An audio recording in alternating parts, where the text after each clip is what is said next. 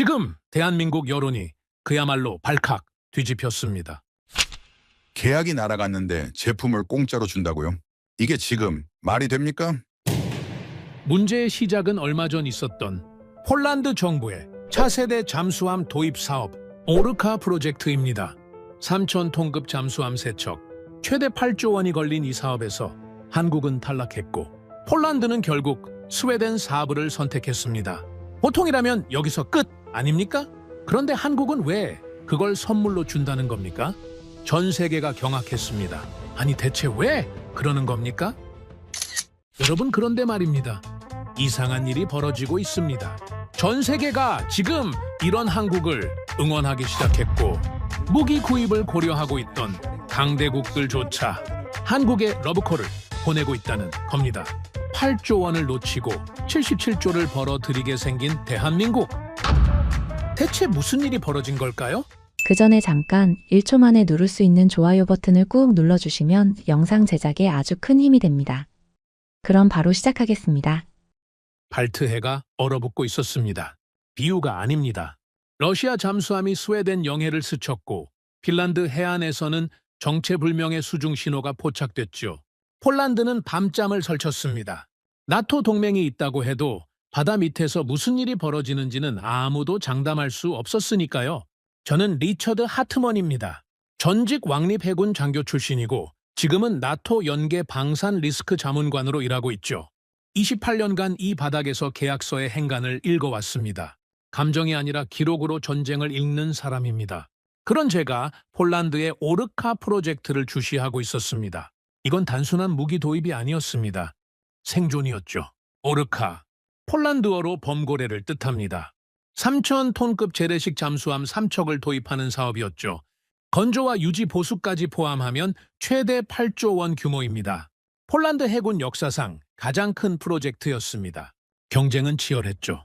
독일, 프랑스, 스웨덴 그리고 한국까지.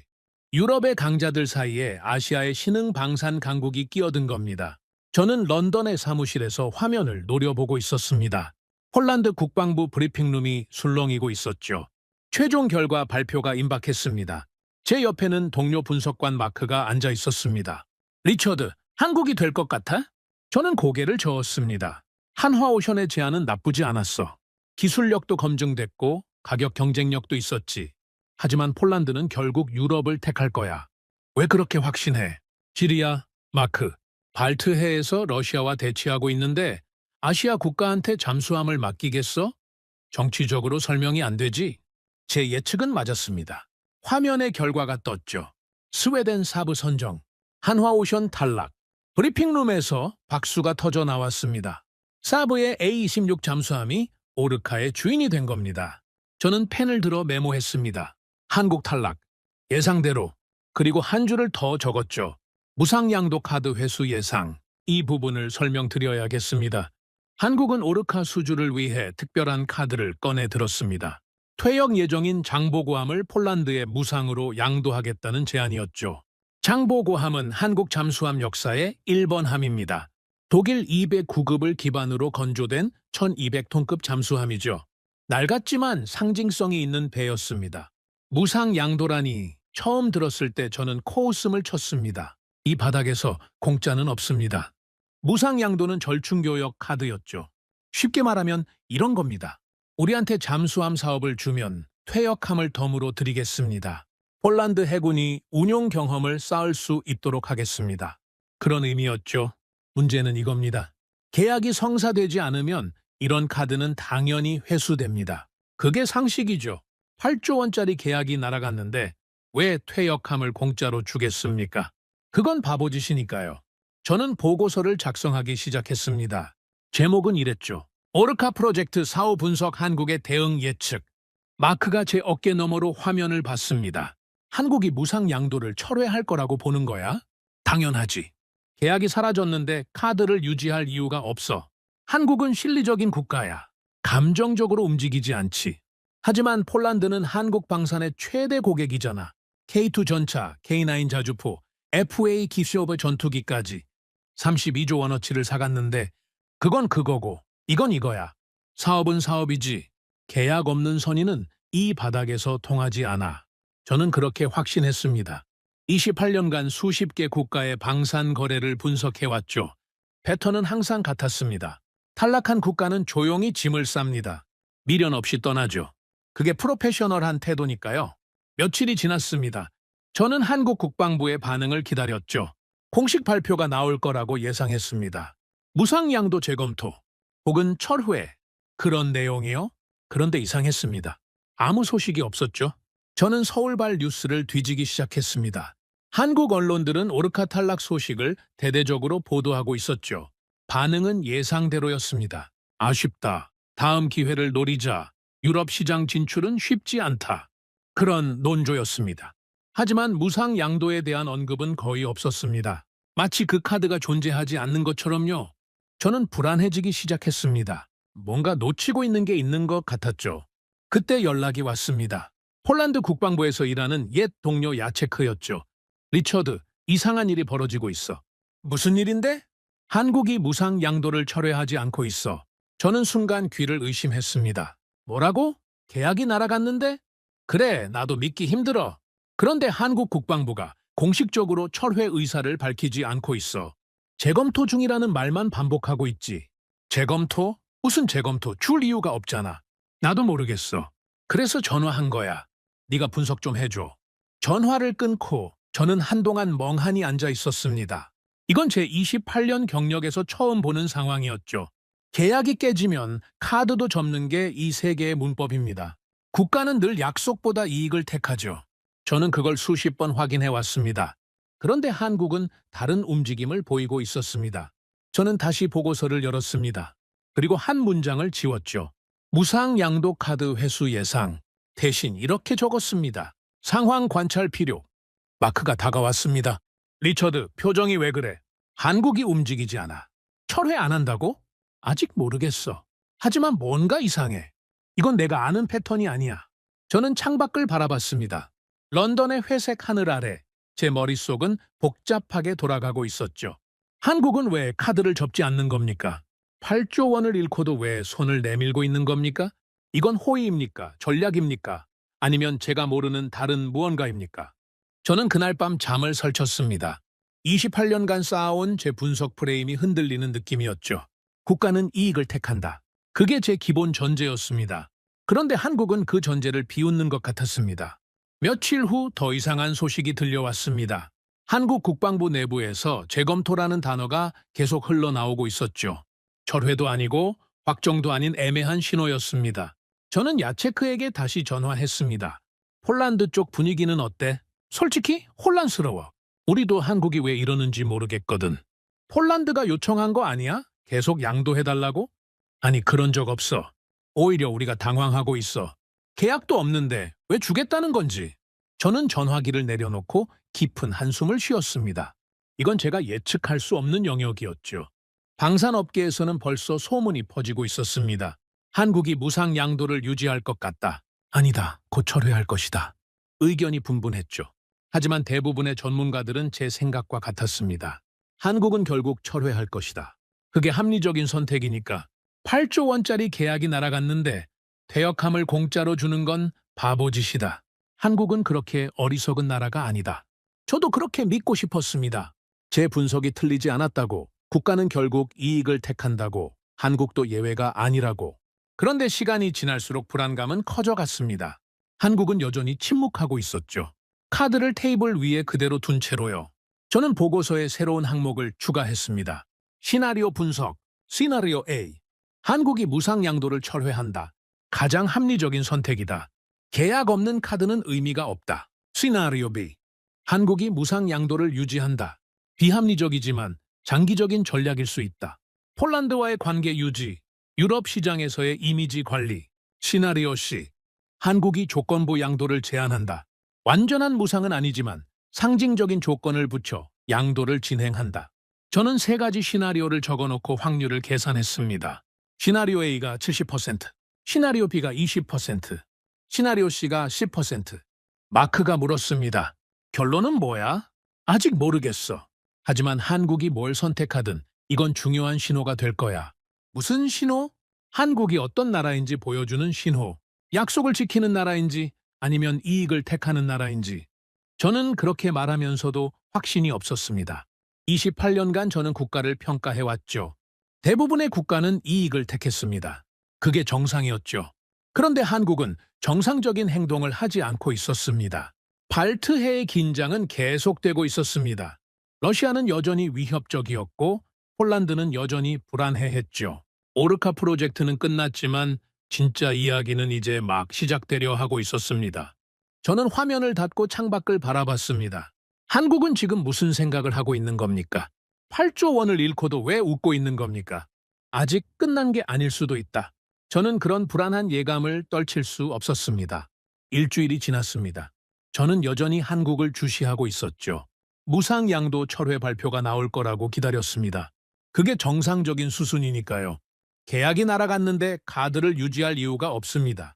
저는 28년간 이 패턴을 수십 번 봐왔죠. 그런데 한국은 움직이지 않았습니다. 저는 서울발 뉴스를 매일 확인했습니다.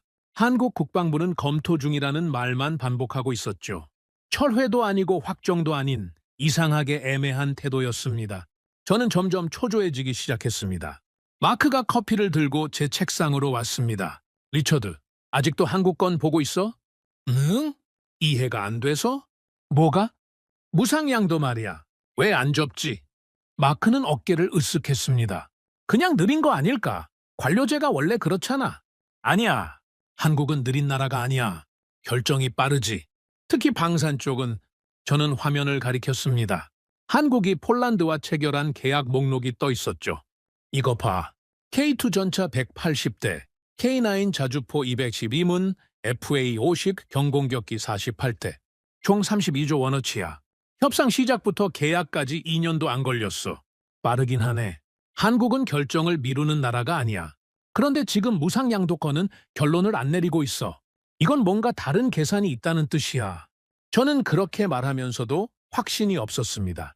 한국의 속내를 읽을 수 없었죠. 그날 오후 저는 오래된 파일을 꺼냈습니다. 무상양도 카드의 성격을 다시 분석해 보려고요. 처음부터 짚어봐야 했습니다. 장보고함, 한국 해군 잠수함 1번 함입니다. 1993년에 취역했죠. 독일 209급을 기반으로 건조된 1200톤급 디젤 잠수함입니다. 30년이 넘은 노후 함정이에요. 퇴역이 예정되어 있었죠. 한국은 이 배를 폴란드에 무상으로 양도하겠다고 제안했습니다. 오르카 프로젝트 수주를 위한 절충교역 카드였죠. 쉽게 말하면 이런 겁니다.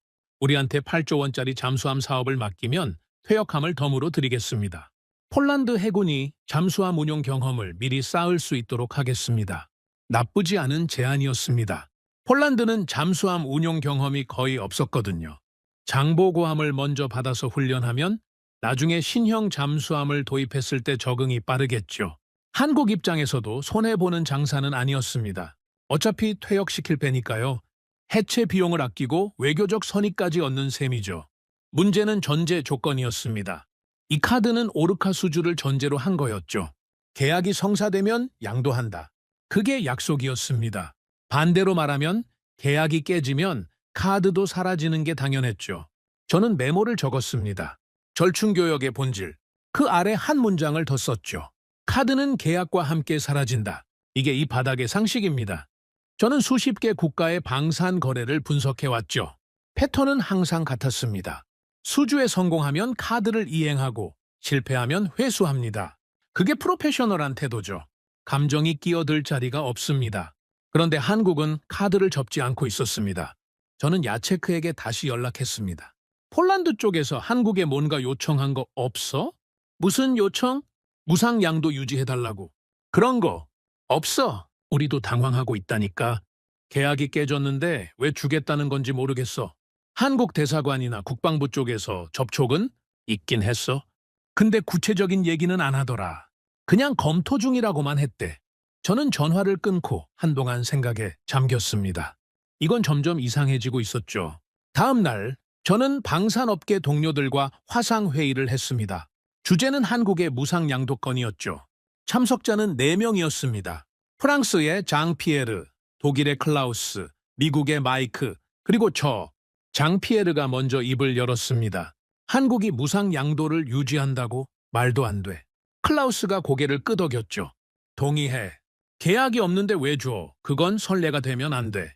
마이크가 화면을 바라보며 말했습니다. 혹시 정치적인 이유 아닐까? 폴란드가 한국 방산의 최대 고객이잖아. 관계 유지 차원에서 저는 천천히 말했습니다. 그게 문제야. 만약 한국이 무상 양도를 유지하면 시장에 잘못된 신호를 보내는 거야. 무슨 신호? 한국은 계약 없이도 준다. 그런 신호. 그러면 다음 협상에서 상대방이 뭘 기대하겠어? 더 많은 걸 요구하겠지. 가격이 무너지는 거야. 장피에르가 손을 저었습니다. 리처드, 너무 앞서가는 거 아니야? 한국도 그 정도는 알 거야. 결국 철회할 거라고. 나도 그렇게 생각하고 싶어. 근데 시간이 너무 오래 걸리고 있어. 뭔가 다른 계산이 있는 것 같아. 회의는 결론 없이 끝났습니다. 모두들 한국이 결국 철회할 거라고 예상했죠. 저도 그렇게 믿고 싶었습니다. 하지만 불안감은 사라지지 않았습니다. 며칠 후 새로운 소식이 들려왔습니다. 한국 언론에서 무상 양도건을 다루기 시작한 거죠. 저는 번역된 기사를 읽었습니다. 제목은 이랬습니다. 오르카 탈락에도 장보고함 양도 검토, 호구 외교 논란, 호구. 저는 그 단어의 뜻을 찾아봤습니다. 한국어로 바보 혹은 이용당하는 사람이라는 뜻이더군요. 기사 내용은 신랄했습니다. 8조 원짜리 계약을 따지 못했는데 왜 퇴역함을 공짜로 주려 하는가? 이건 국익에 반하는 결정이다. 정부가 호구짓을 하려 한다. 댓글은 더 격렬했죠. 한국 국민들은 분노하고 있었습니다. 왜 우리 세금으로 산 잠수함을 남의 나라에 공짜로 주냐? 그런 반응이었습니다. 저는 그 기사를 보며 생각했습니다. 이제 끝났구나. 여론이 이렇게 폭발했는데 정부가 버틸 수 있겠어? 한국은 민주주의 국가야. 국민 여론을 무시할 수 없지. 철회는 시간 문제야. 마크에게 말했습니다. 한국 여론이 폭발했어. 이제 철회할 거야. 그래? 그럼 네 예측이 맞은 거네. 국가는 결국 이익을 택해. 한국도 예외가 아니야.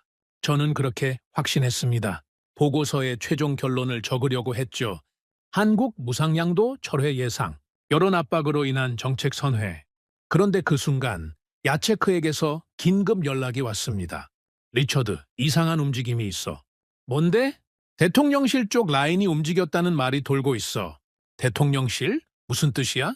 잘 모르겠어. 근데 고위급에서 이 건을 직접 챙기고 있다는 소문이야. 저는 순간 긴장했습니다. 대통령실이 직접 움직인다고요? 퇴역 잠수함 한 척 때문에?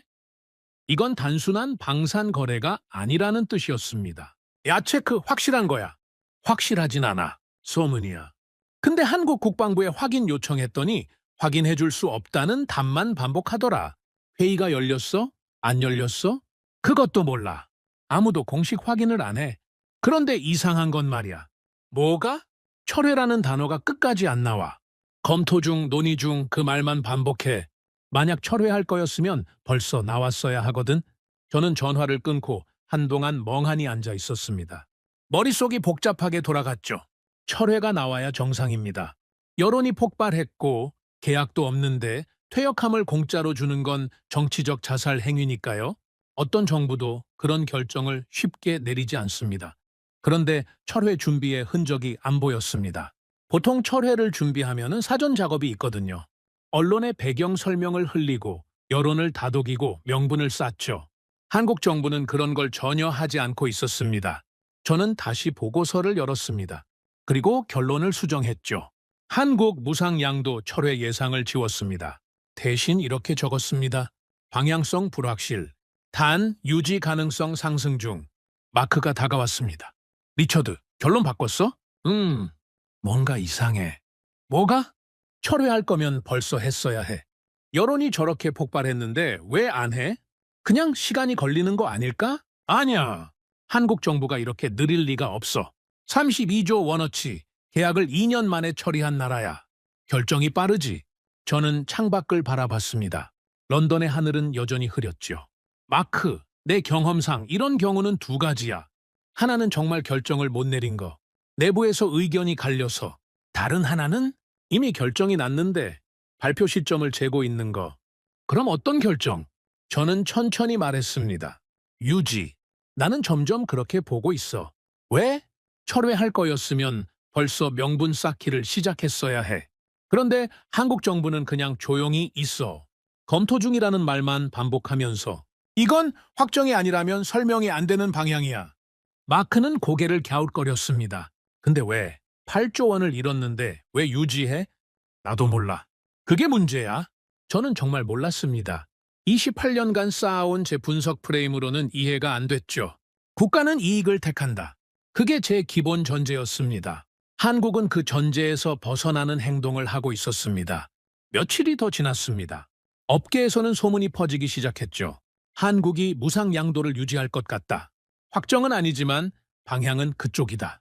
장 피에르에게서 연락이 왔습니다. 리처드, 너 한국 건 계속 보고 있지? 응. 어떻게 생각해? 진짜 유지할 것 같아? 확정은 아니야. 한국 정부는 아직 검토 중이라고만 해. 근데 내 감은? 저는 잠시 망설였습니다. 그리고 솔직하게 말했죠. 유지할 것 같아. 왜? 철회의 흔적이 없어. 여론이 저렇게 폭발했는데도 정부가 밀어붙이고 있어. 이건 위에서 결심이 섰다는 뜻이야. 말도 안 돼. 그럼 한국은 바보야? 모르겠어. 바보인지 아니면은 우리가 모르는 뭔가를 보고 있는 건지. 전화를 끊고 저는 한동안 생각에 잠겼습니다. 한국이라는 나라가 점점 이해되지 않았죠. 저는 보고서에 새로운 항목을 추가했습니다. 한국에 가능한 계산. 첫째, 폴란드와의 관계 유지. 32조 원어치 계약을 한 최대 고객이니까요. 장기적인 신뢰를 위해 손해를 감수하는 것일 수 있습니다. 둘째, 유럽 시장에서의 이미지. 한국은 약속을 지키는 나라다. 그런 평판을 쌓으려는 것일 수 있습니다. 셋째, 내부 정치. 대통령의 결단으로 포장해서 정치적 자산으로 삼으려는 것일 수 있습니다. 저는 세 가지를 적어놓고 확률을 계산했습니다. 하지만 어느 것도 확신이 서지 않았죠. 이건 제가 본 적 없는 패턴이었습니다. 야체크에게서 다시 연락이 왔습니다. 리처드, 한 가지 더 알려줄 게 있어. 뭔데? 한국 국방부 관계자가 비공식적으로 한 말이 있대. 뭐라고 했는데? 우리는 한 번 한 약속을 쉽게 거두지 않는다. 그렇게 말했대. 저는 그 말을 듣고 한동안 침묵했습니다. 한 번 한 약속을 쉽게 거두지 않는다. 이건 외교적 수사가 아니었습니다. 방향을 알려주는 신호였죠. 야체크, 그 말 확실해? 비공식이니까 확신할 순 없어. 근데 여러 경로에서 비슷한 말이 나오고 있어. 저는 전화를 끊고 보고서를 다시 열었습니다. 그리고 결론을 수정했죠. 한국 무상 양도 유지 가능성 높음. 공식 발표 대기 중. 확정은 아니었습니다. 한국 정부는 여전히 검토 중이라고만 했죠. 하지만 모든 정황이 한 방향을 가리키고 있었습니다. 철회의 흔적은 없고 유지의 신호만 계속 나왔습니다. 마크가 물었습니다. 리처드, 결론 냈어? 아직 확정은 아니야. 근데 방향은 보여. 어떤 방향? 유지. 한국은 약속을 지키려고 해. 계약도 없는데? 응. 계약도 없는데. 저는 창밖을 바라봤습니다. 28년간 저는 국가를 평가해왔죠. 대부분의 국가는 이익을 택했습니다. 그게 정상이었죠. 그런데 한국은 정상적인 행동을 하지 않으려는 것 같았습니다. 이건 호의입니까? 전략입니까? 아니면 제가 이해할 수 없는 완전히 다른 무언가입니까? 그리고 더 중요한 질문이 있었습니다. 만약 한국이 정말 유지한다면 세계는 이 선택을 어떻게 읽을 것인가? 한국은 신뢰받는 파트너로 보일 것인가? 아니면 만만한 호구로 보일 것인가? 저는 그날 밤도 잠을 설쳤습니다. 한국이라는 나라가 점점 궁금해지기 시작했죠. 이 선택의 끝에 무엇이 있는 걸까? 한국은 무엇을 보고 있는 걸까? 공식 발표는 아직 나오지 않았습니다. 하지만 저는 이미 알고 있었죠. 한국은 카드를 접지 않을 겁니다. 계약이 사라진 자리에서 약속만 남기려 하고 있었습니다. 저는 장보고함에 대해 조사하기 시작했습니다. 단순히 퇴역 예정인 노후 잠수함이라고만 알고 있었죠. 하지만 파고들수록 이상한 느낌이 들었습니다. 이 배는 그냥 배가 아니었습니다. 장보고, 그 이름부터 범상치 않았죠. 한국 역사에서 장보고는 9세기 해산광이라 불리는 인물입니다. 신라 시대에 청해진을 세우고 동아시아 해상무역을 장악했던 사람이죠. 한국인들에게 장보고는 바다를 지배한 영웅이고 해양 강국의 상징입니다. 한국 해군이 첫 번째 잠수함에 그 이름을 붙인 건 우연이 아니었습니다. 1993년 한국은 독일 209급 기술을 도입해서 첫 잠수함을 건조했죠. 그리고 그 배에 장보고라는 이름을 달았습니다. 한국 잠수함 역사의 시작점이었습니다. 저는 마크에게 말했습니다. 이 배는 그냥 퇴역함이 아니야. 무슨 뜻이야? 장보고함은 한국 해군의 상징이야. 첫 번째 잠수함이거든. 이름 자체가 역사적 의미를 담고 있어. 그래서 그런 배를 외국에 준다는 건 보통 결정이 아니라는 거야. 기술적 가치가 아니라 상징적 가치가 있는 배거든. 마크는 고개를 갸웃거렸습니다. 근데 어차피 퇴역시킬 배잖아. 낡았으니까. 마야, 30년 넘은 바야. 성능으로 따지면 가치가 없지. 하지만 이름의 무게는 다르거든. 저는 화면을 가리켰습니다. 한국 해군의 잠수함 전력 현황이 떠 있었죠. 봐. 한국은 장보 고급이라는 이름으로 잠수함 체계를 분류해. 장보고 1, 장보고 2, 장보고 3. 세대가 올라가도 이름은 계속 이어지고 있어. 그럼 장보고함을 양도하면 상징을 넘기는 거야. 한국 잠수함 역사의 1번 함을. 그건 단순한 무기 이전이 아니지. 저는 그렇게 말하면서도 아직 확신이 없었습니다. 한국이 왜 이런 결정을 하려는지 여전히 이해가 안 됐죠. 며칠 후 야체크에게서 연락이 왔습니다. 리처드, 재밌는 얘기 들었어. 뭔데? 폴란드 해군 쪽 반응 말이야. 장보고함 양도건에 대해서 뭐라고 하던 처음엔 그냥 고마운 거라고 생각했대. 공짜로 잠수함을 받으니까. 근데 시간이 지나면서 생각이 달라졌대. 어떻게? 이건 배가 아니라 메시지라고. 한국이 우리를 어떻게 생각하는지 보여주는 거라고. 저는 그 말에 잠시 생각에 잠겼습니다. 배가 아니라 메시지. 그건 정확한 표현이었죠. 야체크, 폴란드 쪽에서 한국의 의도를 어떻게 해석하고 있어? 두 가지로 나뉘어. 하나는 한국이 호구라는 거. 계약도 없는데 왜 주냐? 다른 하나는 한국이 장기적으로 생각한다는 거. 지금은 손해처럼 보여도 나중에 더 큰 걸 얻으려는 거라고. 너는 어떻게 생각해? 야체크는 잠시 침묵했습니다. 그리고 천천히 말했죠. 솔직히 부자 같아. 한국이 바보는 아니잖아. 32조 원어치 계약을 따낸 나라야. 그런 나라가 아무 계산 없이 이런 결정을 하겠어? 저는 전화를 끊고 한동안 생각했습니다. 야체크의 말이 맞았죠. 한국은 바보가 아닙니다. 방산 시장에서 빠르게 성장하고 있는 나라예요. 그런 나라가 감정적으로 이런 결정을 할 리가 없었습니다. 저는 다른 각도에서 접근해 보기로 했습니다. 한국이 과거에 비슷한 일을 한 적이 있는지 조사하기 시작했죠. 그리고 놀라운 사실을 발견했습니다. 한국은 이전에도 퇴역 함정을 외국에 양도한 적이 있었습니다. 한두 번이 아니었죠. 패턴이 있었습니다. 필리핀 2014년 한국은 포항급 초계함 한 척을 필리핀에 무상으로 양도했습니다. 퇴역 예정이던 배였죠. 필리핀 해군은 그 배를 받아서 훈련에 활용했습니다. 그리고 몇 년 후 필리핀은 한국에서 신형 호위함을 발주했죠. 페루. 비슷한 시기에 한국은 페루에도 퇴역 함정을 양도했습니다. 페루 해군은 한국산 장비의 품질을 직접 경험했죠. 그리고 이후 한국 방산 기업과 추가 협력을 논의하기 시작했습니다. 콜롬비아. 여기도 마찬가지였습니다. 한국은 퇴역 함정을 양도하고 관계를 유지했죠. 콜롬비아는 한국산 무기에 대한 신뢰를 쌓아갔습니다. 저는 이 패턴을 보고 깨달았습니다. 이건 우연이 아니었죠. 한국은 의도적으로 이 전략을 써왔습니다. 마크에게 보여줬습니다. 봐, 한국이 퇴역 함정을 양도한 사례야. 필리핀, 페루, 콜롬비아 전부 비슷한 패턴이야. 어떤 패턴? 퇴역 함정을 먼저 줘. 상대방이 한국산 장비를 직접 운용해보게 해. 신뢰가 쌓이면 신규 발주가 들어와. 그럼 일종의 마케팅이네? 마케팅보다 더 교묘해. 이건 관계를 만드는 거야.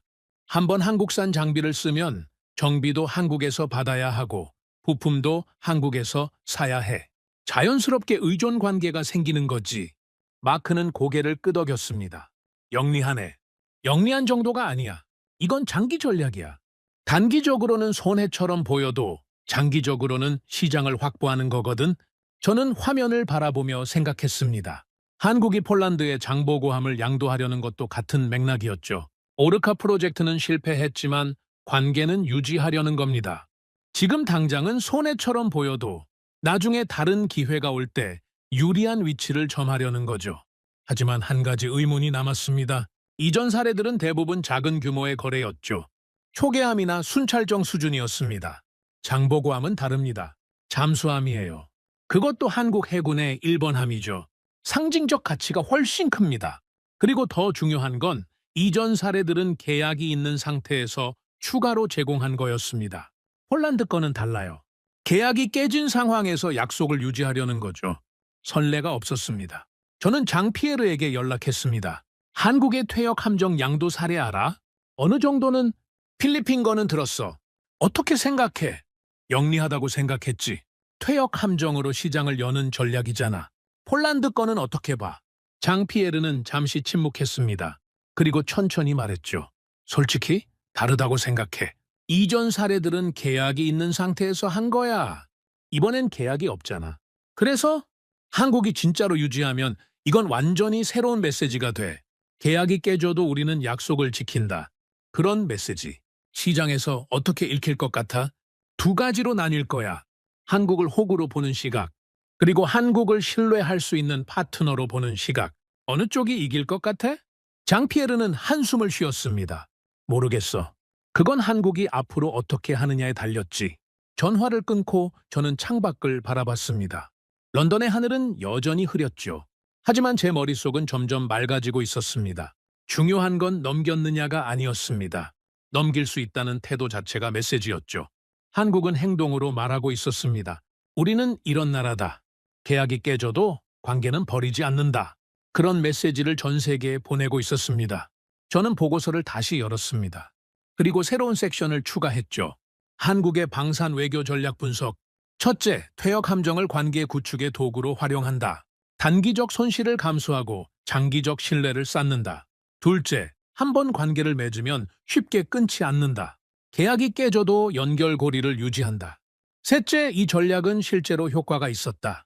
필리핀, 페루, 콜롬비아에서 후속 거래로 이어졌다. 저는 그렇게 적으면서 생각했습니다. 한국은 무기를 파는 게 아니었죠. 관계를 팔고 있었습니다. 그리고 그 관계의 첫 번째 단추가 퇴역 함정이었습니다. 마크가 물었습니다. 리처드, 결론이 뭐야? 한국이 장보고함을 양도하면 이건 단순한 선의가 아니야. 계산된 전략이야. 효과가 있을까? 모르겠어.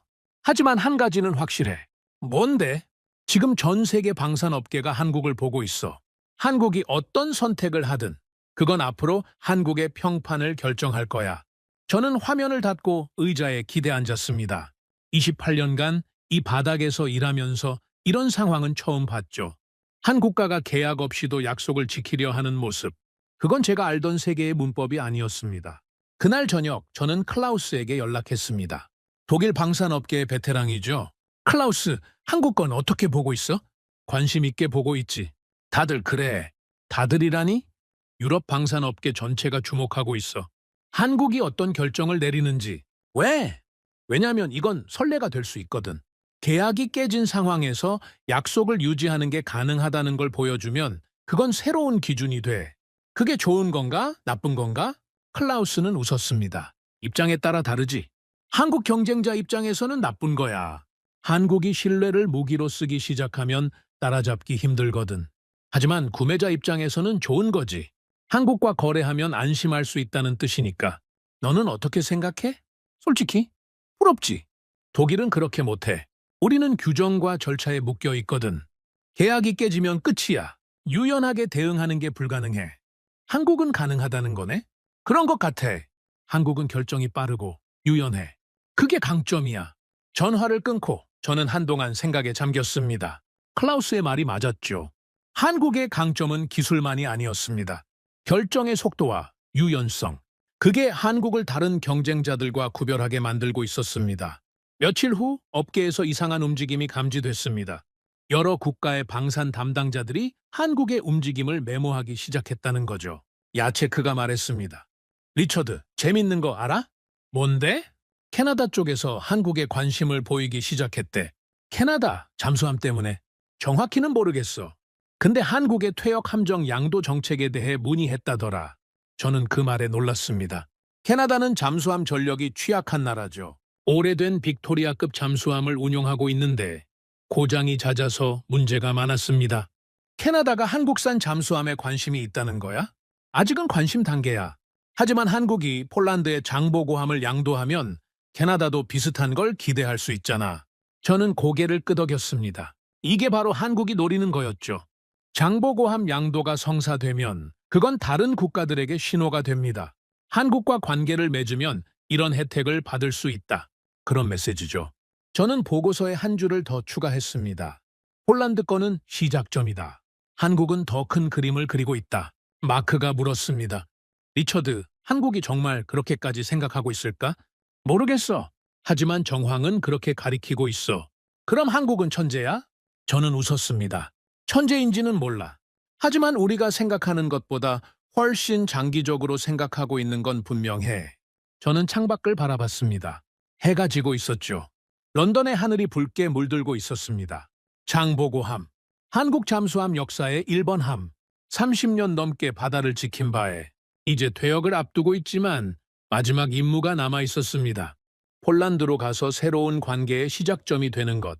그게 이 배의 마지막 항해가 될 터였습니다. 저는 보고서를 닫으며 생각했습니다. 이건 잠수함 한 척의 이야기가 아니었죠. 국가가 신뢰를 어떻게 관리하느냐의 문제였습니다.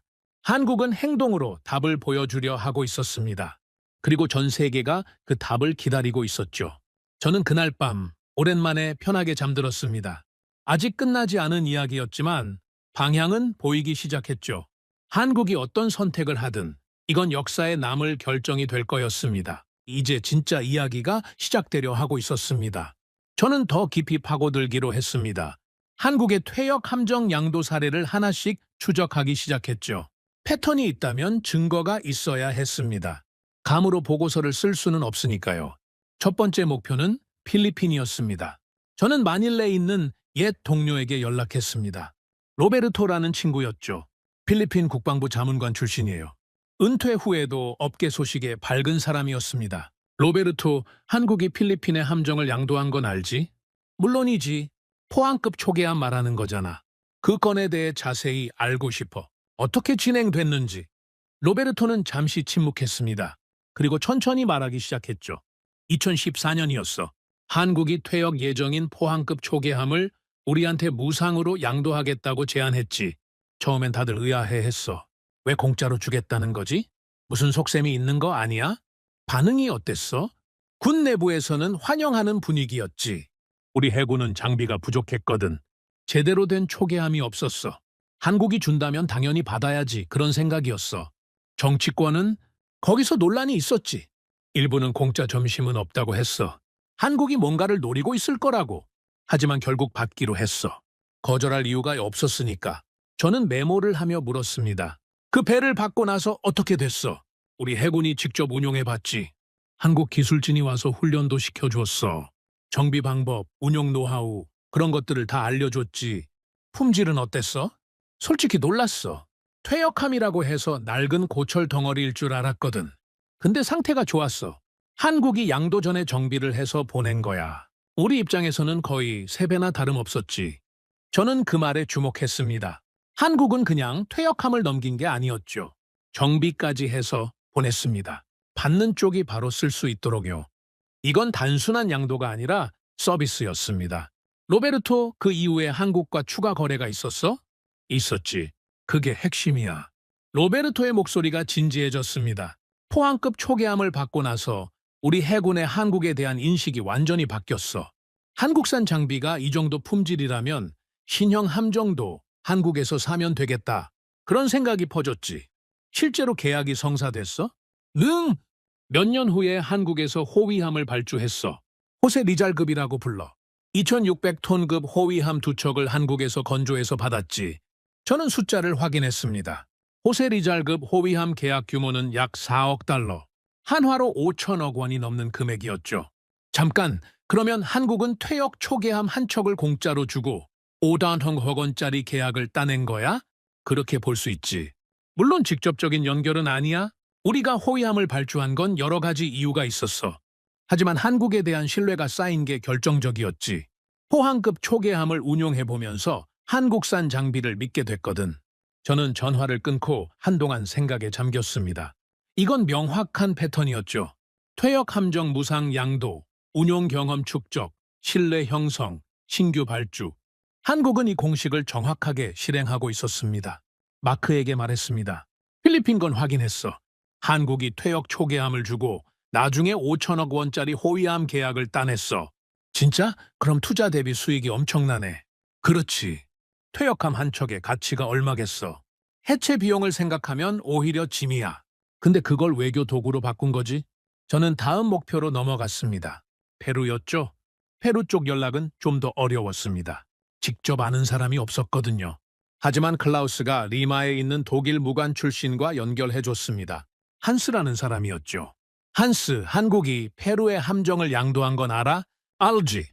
몇 년 전 일이잖아. 한국이 퇴역 초기함을 페루에 넘겼어. 자세한 내용 좀 알 수 있을까? 한스는 기억을 더듬으며 말했습니다. 페루 해군은 오랫동안 장비 부족에 시달렸어. 예산이 없었거든. 한국이 퇴역함을 무상으로 준다고 했을 때 페루 입장에서는 거절할 이유가 없었지. 반응이 어땠어? 처음엔 의심했지. 왜 공짜로 주냐고.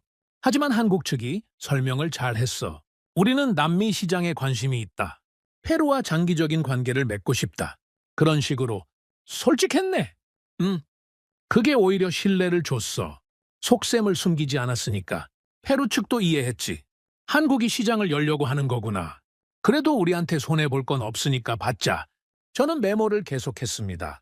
그 이후에 어떻게 됐어? 페루 해군이 한국산 장비에 익숙해졌지. 정비 인력이 한국에서 교육을 받았고 부품도 한국에서 들여왔어. 자연스럽게 의존 관계가 생긴 거야. 추가 계약은? 직접적인 대형 계약은 아직 없어. 하지만 협의는 계속되고 있지.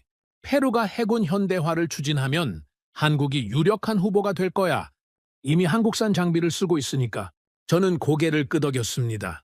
필리핀과는 조금 다른 패턴이었지만 핵심은 같았죠. 관계를 먼저 만들고 신뢰를 쌓고 기회를 기다린다. 한국은 단기적 이익보다 장기적 포지셔닝을 중시하고 있었습니다. 마지막으로 콜롬비아를 조사했습니다. 콜롬비아 건은 마이크가 도와줬습니다. 미국 쪽 네트워크를 통해 정보를 얻었죠. 리처드, 콜롬비아 건 찾아봤어. 뭘 알아냈어? 한국이 콜롬비아의 퇴역 초계함을 양도한 게 맞아. 그리고 흥미로운 게 있어. 뭔데? 콜롬비아는 원래 미국산 장비를 주로 썼어. 남미에서 미국의 영향력이 강했으니까. 근데 한국이 퇴역함을 주면서 판도가 바뀌기 시작했어. 어떻게? 콜롬비아 해군이 한국산 장비를 직접 운용해보니까 품질이 미국산 못지않더라고. 가격은 더 저렴하고. 그래서 한국을 대안으로 보기 시작한 거야. 저는 그 말에 집중했습니다. 그럼 한국이 미국 시장을 침투하고 있는 거네? 침투라고 하기엔 아직 초기 단계야. 하지만 씨앗을 뿌린 건 맞아. 콜롬비아가 한국산 장비에 익숙해지면 다음 발주 때 한국을 고려할 가능성이 높아지지. 저는 전화를 끊고 보고서를 정리했습니다. 세 개 국가의 사례를 모아놓으니 패턴이 명확하게 보였죠. 첫째, 한국은 퇴역 함정을 무상으로 양도한다. 받는 쪽은 부담이 없다. 둘째, 양도 후 기술 지원과 훈련을 제공한다. 받는 쪽이 한국산 장비에 익숙해지게 만든다. 셋째, 자연스럽게 부품 공급과 정비 의존 관계가 형성된다. 넷째, 신뢰가 쌓이면 신규 발주로 이어진다. 혹은 최소한 유력한 후보가 된다. 저는 마크에게 보여줬습니다. 봐, 필리핀, 페루, 콜롬비아. 전부 같은 패턴이야. 마크는 화면을 읽으며 고개를 끄덕였습니다. 체계적이네. 이건 우연이 아니야. 마야, 한국은 의도적으로 이 전략을 쓰고 있어. 퇴역 함정을 시장 개척의 도구로 활용하는 거지. 그럼 폴란드 건도 같은 맥락이네? 그렇지. 하지만 폴란드 건은 스케일이 달라. 이전 사례들은 초계함 수준이었어. 장보고함은 잠수함이야. 그것도 한국 해군의 1번함이지. 저는 창밖을 바라보며 말했습니다. 그리고 더 중요한 차이가 있어. 뭔데? 이전 사례들은 계약이 있는 상태에서 추가로 제공한 거야. 폴란드 건은 달라. 계약이 깨진 상황에서 약속을 유지하려는 거지. 선례가 없어. 마크는 잠시 생각하더니 물었습니다. 그럼 한국이 왜 그렇게까지 하려는 걸까? 계약도 없는데. 저는 대답하지 못했습니다. 그게 제가 아직 풀지 못한 질문이었거든요. 며칠 후 저는 업계 세미나에 참석했습니다. 런던에서 열린 국제방산 포럼이었죠. 여러 국가의 전문가들이 모여 시장 동향을 논의하는 자리였습니다. 쉬는 시간에 저는 복도에서 한 사람과 마주쳤습니다. 싱가포르에서 온 분석가 탄 웨이밍이었죠. 아시아 방산 시장의 전문가입니다. 웨이밍, 한국 방산에 대해 어떻게 생각해? 웨이밍은 커피를 홀짝이며 대답했습니다. 흥미롭게 보고 있지. 한국은 지금 굉장히 공격적으로 움직이고 있어. 폴란드 건 알아? 물론이지. 업계에서 다들 주목하고 있잖아. 오르카 탈락했는데 무상 양도를 유지하려 한다면서. 어떻게 생각해? 웨이밍은 잠시 생각하더니 말했습니다. 두 가지로 볼 수 있지. 하나는 한국이 호구라는 거. 계약도 없는데 왜 주냐? 다른 하나는 한국이 게임의 규칙을 바꾸려 한다는 거. 저는 그 말에 집중했습니다. 규칙을 바꾼다? 지금까지 방산시장의 규칙은 간단했어. 돈을 내면 무기를 준다. 계약이 없으면 아무것도 없다. 그게 상식이었지. 마야. 근데 한국이 그 규칙을 깨려고 해. 계약이 없어도 관계는 유지한다. 우리를 믿으면 우리도 당신을 버리지 않는다. 그런 메시지를 보내는 거야. 저는 고개를 끄덕였습니다. 그게 통할까? 모르겠어. 하지만 시도하는 것만으로도 의미가 있지. 지금 전 세계 구매자들이 한국을 보고 있거든. 한국이 진짜로 약속을 지키면 그건 엄청난 경쟁력이 돼. 왜? 왜냐면 이 시장에서 신뢰는 희귀하니까. 대부분의 공급자는 계약만 신경 써. 돈 받으면 끝이야. 사후 관리? 관계 유지? 그런 거 안 해. 근데 한국이 다르다는 걸 보여주면 구매자들이 한국을 선호하게 되지. 저는 커피를 마시며 생각했습니다. 웨이밍의 분석은 날카로웠죠. 한국은 단순히 무기를 파는 게 아니었습니다. 신뢰를 상품화하려 하고 있었습니다. 세미나가 끝나고 저는 호텔로 돌아왔습니다. 방에 앉아 보고서를 다시 읽었죠. 필리핀, 페루, 콜롬비아. 세 개 국가에서 한국은 같은 전략을 썼습니다. 퇴역 함정을 양도하고 관계를 만들고 신뢰를 쌓았죠. 그리고 그 신뢰는 실제로 계약으로 이어졌습니다. 적어도 필리핀에서는요.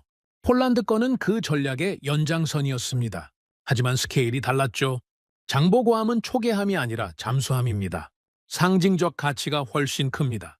그리고 계약이 깨진 상황에서 양도를 유지한다는 건 이전보다 훨씬 강력한 메시지였습니다. 저는 보고서에 새로운 결론을 적었습니다. 한국의 퇴역 함정 양도 전략은 검증됐다. 필리핀에서 실제로 효과가 있었다. 폴란드 건이 성사되면 이 전략은 한국의 핵심 경쟁력이 될 것이다. 마크가 전화했습니다. 리처드, 보고서 다 썼어? 거의 다 됐어. 결론이 뭐야? 한국은 퍼주는 게 아니야. 투자하는 거야. 단기적으로는 손해처럼 보여도 장기적으로는 시장을 확보하는 전략이지. 그럼 폴란드 건도 같은 거네? 하지만 폴란드 건은 더 큰 의미가 있어. 계약이 깨진 상황에서 약속을 지키는 거니까. 이건 전례가 없어? 마크는 잠시 침묵했습니다. 그리고 물었죠. 한국이 진짜 그렇게 할까? 저는 창밖을 바라봤습니다. 런던의 밤하늘이 어둡게 내려앉아 있었죠. 모르겠어. 하지만 지금까지의 정황을 보면 한국은 진심인 것 같아. 진심이라. 한국은 장보고함을 그냥 퇴역시킬 수 있었어. 조용히 해체하면 되는 거였지. 근데 그러지 않았어. 폴란드에 주겠다고 했고 계약이 깨진 후에도 철회하지 않았어. 이건 계산만으로는 설명이 안 돼. 저는 잠시 멈췄다가 말했습니다. 어쩌면 한국은 정말로 약속을 중요하게 생각하는 나라인지도 몰라. 이익보다 신의를. 마크는 웃었습니다. 리처드, 너 감상적이 됐네? 그런가? 28년간 국가는 이익을 택한다고 말하던 사람이 지금은 신의를 얘기하고 있잖아. 저도 웃었습니다. 마크의 말이 맞았죠. 저는 변하고 있었습니다. 한국이라는 나라가 제 세계관을 흔들고 있었습니다. 그날 밤 저는 침대에 누워 천장을 바라봤습니다. 내일 보고서를 제출해야 했죠. 하지만 아직 한 가지가 빠져 있었습니다. 한국은 왜 이런 선택을 하는가? 이익 때문인가? 전략 때문인가? 아니면 정말로 약속을 지키려는 신념 때문인가? 저는 아직 답을 몰랐습니다. 하지만 한 가지는 확실했죠. 한국은 다른 나라들과 다르게 움직이고 있었습니다. 그리고 그 다름이 점점 제 관심을 끌고 있었습니다. 보고서를 제출한 지 이틀 후였습니다. 저는 평소처럼 아침 뉴스를 확인하고 있었죠. 커피를 한 모금 마시려는 순간 서울발 속보가 눈에 들어왔습니다. 한국 국방부 공식 발표. 장보고함 폴란드 양도 추진 확정. 저는 커피잔을 내려놓고 화면을 다시 읽었습니다. 확정. 그 단어가 선명하게 박혀 있었죠. 검토 중이라던 한국 정부가 드디어 결론을 낸 겁니다. 며칠간 애매한 신호만 보내더니 결국 밀어붙인 거였습니다. 기사 내용을 천천히 읽었습니다. 한국 국방부는 오르카 프로젝트 결과와 관계없이 장보고함 양도를 추진하기로 했다고 밝혔죠. 폴란드와의 전략적 파트너십을 고려한 결정이라고 했습니다. 구체적인 양도 시기와 절차는 양국 간 협의를 통해 결정될 예정이라고요? 저는 한동안 화면을 노려봤습니다. 진짜로 한 거였죠. 한국은 계약이 깨진 상황에서 약속을 지키기로 한 겁니다. 여론이 폭발했는데도 호구라는 비난을 받으면서도 끝까지 밀어붙인 거였습니다. 마크에게 전화했습니다. 뉴스 봤어? 방금 봤어. 한국이 진짜 하네. 그러게. 솔직히 반은 의심했거든. 막판에 철회할 줄 알았어. 나도 그랬어. 여론이 저렇게 안 좋았잖아. 정치적으로 버티기 힘들었을 텐데. 근데 진짜 밀어붙였네. 저는 창밖을 바라보며 말했습니다. 마크, 이건 역사적인 순간이야. 내 28년 경력에서 이런 건 처음 봐. 무슨 뜻이야? 계약 없이 약속을 지킨 국가. 그런 사례가 없어. 적어도 방산시장에서는 국가는 이익을 택한다고 했잖아. 그게 내 기본 전제였어. 그런데 한국은 그 전제를 정면으로 깨버렸어. 전화를 끊고 저는 업계 반응을 살피기 시작했습니다.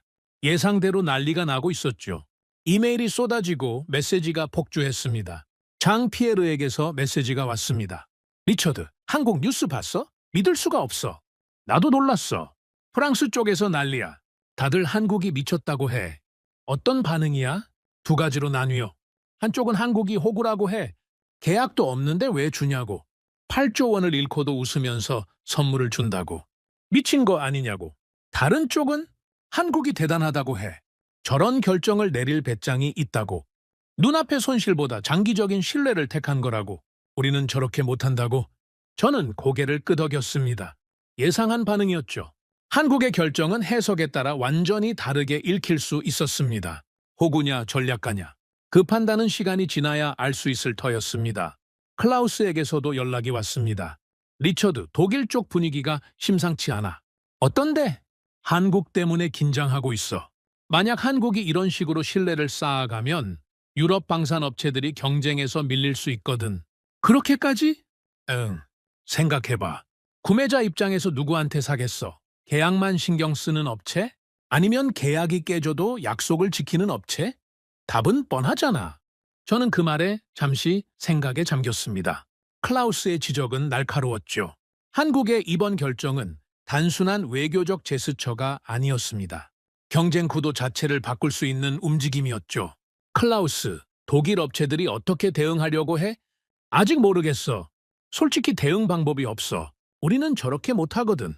규정과 절차에 묶여 있어서 계약이 깨지면 끝이야. 유연하게 대응하는 게 불가능해. 한국은 가능하다는 거네? 그런 것 같아. 한국은 결정이 빠르고 유연해. 그게 강점이야. 우리가 회의하고 검토하는 동안 한국은 이미 실행하고 있거든. 오후에 야체크에게 연락했습니다. 폴란드 쪽 반응은 어때? 솔직히 당황하고 있어. 왜? 우리가 오르카에서 한국을 떨어뜨렸잖아. 8조 원짜리 계약을 스웨덴한테 줬어. 그런데 한국이 화내지 않고 오히려 선물을 주겠다고 해. 이게 말이 돼? 폴란드 정부는 뭐라고 해? 공식적으로는 환영한다고 했지. 한국의 결정에 감사한다고. 양국 간 우호 관계가 더욱 강화될 것이라고. 외교적 수사야. 내부적으로는 야체크는 목소리를 낮췄습니다. 복잡해. 일부에서는 한국의 의도를 의심하고 있어. 공짜 점심은 없다고. 한국이 뭔가를 노리고 있을 거라고. 나중에 더 큰 걸 요구할 거라고. 다른 쪽은 한국을 다시 봐야 한다고 해. 이런 결정을 내릴 수 있는 나라라면 장기적으로 믿을 수 있는 파트너라고. 오르카는 졌지만 한국과의 관계는 계속 가져가야 한다고. 저는 전화를 끊고 생각했습니다. 폴란드 내부에서도 의견이 갈리고 있었죠. 하지만 중요한 건 한국에 대한 인식이 변하고 있다는 거였습니다. 오르카 탈락 직후만 해도 한국은 그냥 실패한 경쟁자였죠. 이제는 다릅니다. 특별한 결정을 내린 나라가 됐습니다. 며칠 후 저는 업계 동료들과 다시 화상회의를 했습니다. 이번에는 참석자가 더 많았죠. 프랑스, 독일, 미국, 영국, 이탈리아, 스페인, 유럽 방산업계의 주요 분석가들이 모였습니다. 한국 때문에 긴급 회의가 소집된 거였습니다. 이탈리아의 마르코가 먼저 입을 열었습니다. 한국의 결정에 대해 어떻게 생각들 해? 장피에르가 말했죠. 솔직히 이해가 안 돼. 비즈니스 관점에서 설명이 안 되는 결정이야. 손익계산서로 따지면 완전히 적자거든. 스페인의 카를로스가 고개를 저었습니다. 나는 다르게 봐. 이건 비즈니스가 아니야. 외교야. 외교? 한국은 무기를 파는 게 아니라 관계를 파는 거야. 장보고함은 상품이 아니라 메시지지. 우리는 이런 나라다. 계약보다 신뢰를 중시한다. 그런 메시지. 클라우스가 끼어들었습니다. 카를로스 말이 맞아. 한국은 지금 브랜딩을 하고 있어. 우리는 다른 공급자와 다르다. 계약보다 관계를 중시한다. 그런 이미지를 만들려는 거야. 광고비로 따지면 수천억 원어치 효과를 얻고 있는 거지. 마이크가 물었습니다. 그게 효과가 있을까? 저는 천천히 말했습니다. 있을 거야. 이미 효과가 나타나고 있거든. 무슨 뜻이야, 리처드?